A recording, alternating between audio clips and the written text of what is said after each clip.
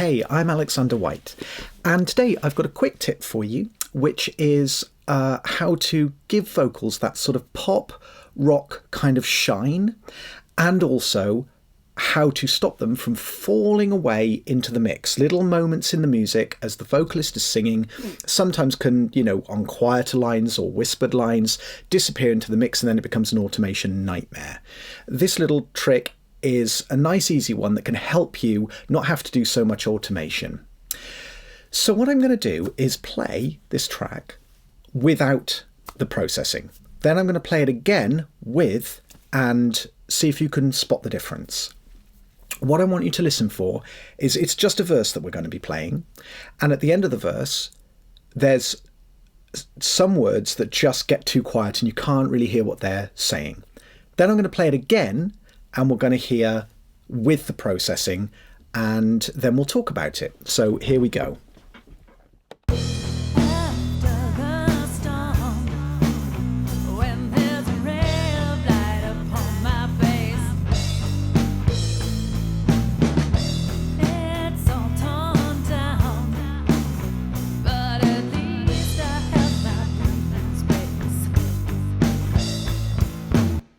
And now with the processing.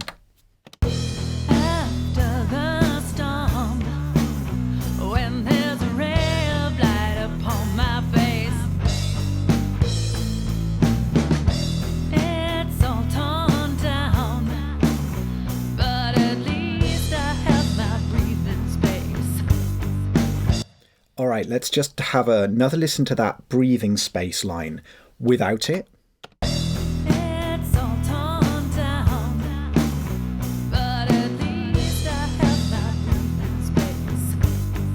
Especially the word breathing, the breathe from it is especially lost with processing. It's all torn down, but at least I have my breathing space. What's fun about it is you still get the texture and the dynamic. It still sounds like the singer is reducing their volume to be more of a whisper, but it doesn't sound like you're losing them. It's like the best of both worlds. You can still hear it, but it still has the intention, the creative and emotional intention that the original part had. So let's have a look at what's actually going on. Here's my mix-up. By the way, this track is not mixed. It's an older track that I have mixed. But this is just so you can really focus on the vocals. I've got some effects on those vocals just because they were left over from my previous mix session. So on this mix, basically all there is there's some reverbs, a tiny little bit of compression on the drums just to stop them being too loud. Or, not loud, but in any individual hits being too loud, and a little bit of reverb. Otherwise, tiny little bit of tape emulation on some of the tracks. Otherwise, there's nothing else going on. All of the Console 1 plugins that you can see here, they are just to run my control surface. There's not actually anything processing in any of them. So what we're interested in is, if you have a look here, we've got our vocals, main vocal track, and then what I've called the Vox Crush track. Okay, so let's go back out and go to the beginning of this verse, and let's just play it again without the processing, and you'll see it muted just here. Okay, let's just look at that one line, after the storm.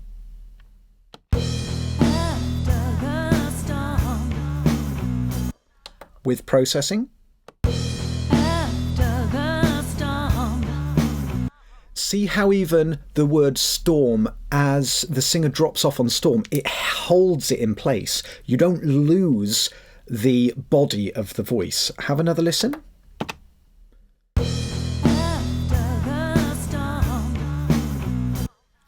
With processing.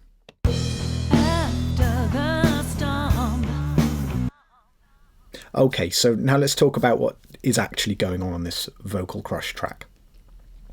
We have a Pultec, followed by an LA2A, followed by another Pultec.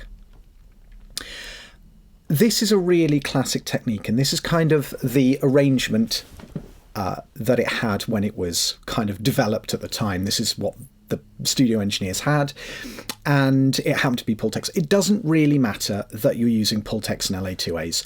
I like to do it because I have these plugins and it's the closest emulation of it and it's a cool sound. But you can use normal EQs, like a standard sort of built-in DAW EQ, and you can use your built-in compressor for this as well. The details of what's going to happen are not as important as the overall process. So the first thing is the Vox, on the Vox Crush track is the first Pultec.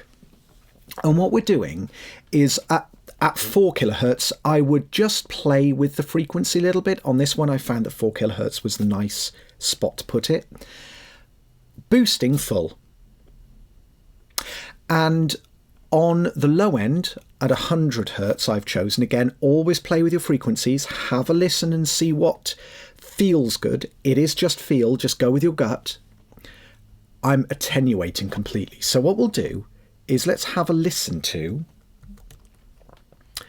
what this channel sounds like with just that EQ, okay? This is just the Vox Crush track. After the storm. Okay, so without that first EQ. After the storm. Just the vocal, the dry vocal as it is. With the EQ. After the storm. Okay, cool. Next up is the LA2A. So this is what happens when we add that in now. After the storm. Let me open it up so you can see how much compression is happening. It's a ton. Ready? Watch this little needle here, and you'll see how much compression we're getting. After the storm. And you can really hear that tightness, that crush, that pinch that happens when you compress something that heavily. Now we'll bring in the third EQ, and just to explain what's happening here, it's fully boosted on the low end at 100 hertz, and the high frequency, it's exactly the same as this top one, except in reverse. So I've boosted the low, whereas I attenuated the low before, and I've attenuated the highs where I boosted them before. So this is what it sounds like. Just a reminder, I'll take it off, we'll play it with just the first two processors again, then I'll add that third EQ stage in. After the storm. Okay, third EQ.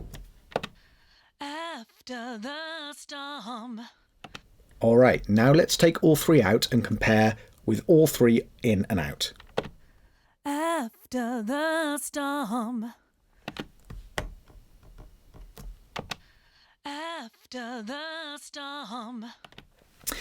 It's almost got a radio quality, like a telephone quality, sort of like a slightly cheaper kind of constricted sound, but it's really mid-rangey, really punchy, and when you blend it in with the track, it creates that shine and that steadiness on the vocal and stops it falling away into the track.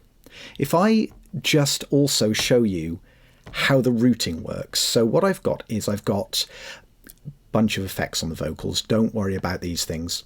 It's this here that we're looking for, the vocal crush. So from the vocals, I've created a pre-fader send. Now what that means is that it ignores anything that I do with my main volume on my vocal track. So it doesn't matter if I was to turn my vocal all the way down, the crush bus is still going to be at the same volume.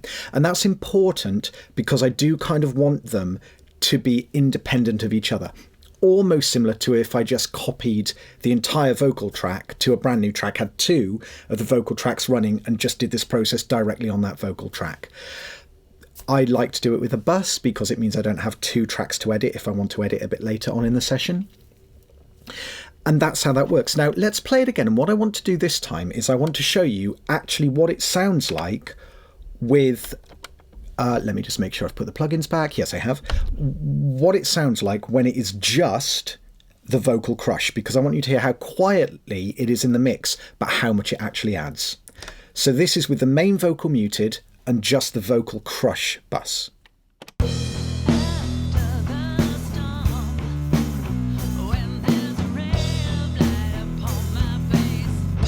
Okay, now we'll bring it in the main vocal again.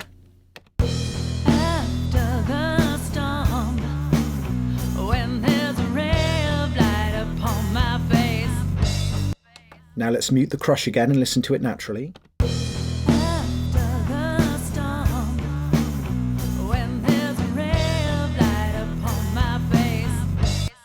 And let's go and check out the end section again with it in. It's all torn down, but at least I have my breathing space. Now what I'll do is I'll just quickly do an A and B. The first part will be without the compression, and the second part, the second line of this verse, will be with it. It's all torn down, but at least I have my breathing space. Isn't that cool? You just get this solidity, this shine, this pop rock push where the vocals just seem energetic, but without sounding artificial, without sounding strained. The singer just sounds like they're on their best day and their dynamics are really rock solid. And this is on an unmixed track. This is just one process. If you can imagine this being stacked with all your bus compression, parallel compression, any other reverb effects, any channel compression actually on the singer's voice themselves, you can see how very quickly this would become a vocal which stays punchy, stays centered and exciting. It's a really fun technique.